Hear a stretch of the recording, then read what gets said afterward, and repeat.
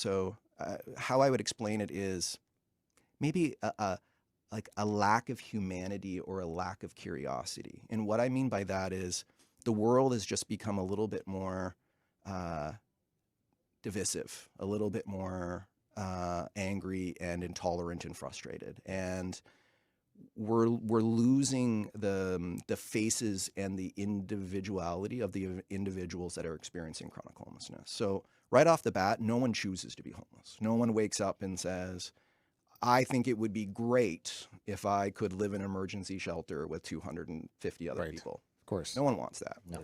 And sometimes we forget that, this statistic is a person, right? With the same aspirations and the same fears and the same dreams as you and I, their family members, their friends, their citizens. And sometimes we forget that, right? So as I was mentioning to you guys earlier, I take LRT when I come into work every day.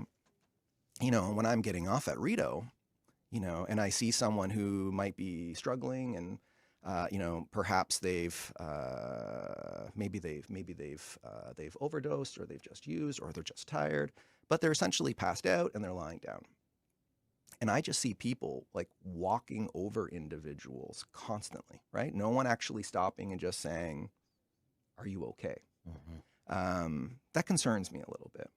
Um, so that's obviously one challenge, is just, from my perspective and from other social profit organizations, is how do we bring the humanity back into our work, right? How do we bring that care and that curiosity of everyday citizens to say, like, to be really demanding, to say, we shouldn't have emergency shelters in our city. Like, everyone should have a home. Like, Right.